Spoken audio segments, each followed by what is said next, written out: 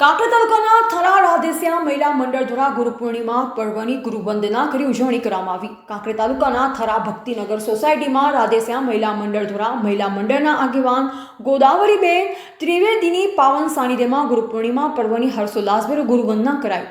અષાઢ સુદ પૂનમ એટલે ગુરુ પૂર્ણિમા, વ્યાસ પૂર્ણિમા, ગુરુ પૂર્ણિમા એક ભારતીય, નેપાળી આધ્યાત્મિક અને શૈક્ષણિક શિક્ષકો માટે સમર્પિત તહેવાર છે।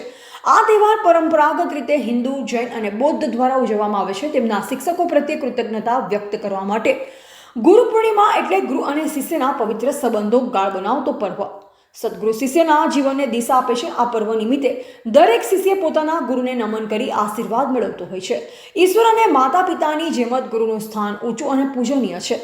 ગુરુ એક દિવ્ય જ્યોતિ છે જે આપના માર્ગમાં પ્રકાશ લાવે છે। જીવન યાત્રાને પાર પાડવા ગુરુ પથદર્શકની ભૂમિકા ભજવે છે। ગુરુ બ્રહ્મા, ગુરુ વિષ્ણુ, ગુરુદેવો મહેશ્વર, ગુરુ સાક્ષાત પરબ્રહ્મ, તસ્મૈ શ્રી ગુરુવે નમઃ। ગુરુ એટલે અજ્ઞાનરૂપી અંધકારમાંથી જ્ઞાનરૂપી પ્રકાશ આપી જીવન નૈયાને તારનાર। બાળક નાનું હોય ને શાળાના પગથિયા ભરે ત્યારથી ગુરુનું કાર્ય શરૂ થઈ જાય છે। જીવનની દરેક પળે ગુરુની જરૂરિયાત વર્તાય છે અને દરેક પળને સુશોભિત કરનાર આ મહાન આત્માને યાદ કરવાનો અવસર એટલે ગુરુ પૂર્ણિમા। ગુરુ એટલે પ્રેરણાની મૂર્તિ। આ પાવન અવસરે ગુરુનું ધ્યાન કરવું અને ગુરુની પૂજા કરવી।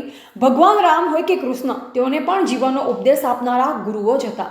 ગુરુનું કામ દિશા આપવાનું છે। ગુરુ એટલે દિવ્યતાના માર્ગ ઉપર દોરી જનાર પથદર્શક। ગુરુ પૂર્ણિમા ઉજવવા પાછળ બે મુખ્ય કારણ હોય છે। એક, જેમના જીવનમાં ગુરુ નથી તેમના માટે ગુરુના ચરણ સ્વીકારવા માટે, અને જે ગુરુના ચરણમાં છે તેમના માટે પોતાનું સર્વસ્વ સમર્પિત કરવા માટે। ગુરુ પિતા, માતા, લેખ, શિક્ષક કોઈ પણ હોઈ શકે।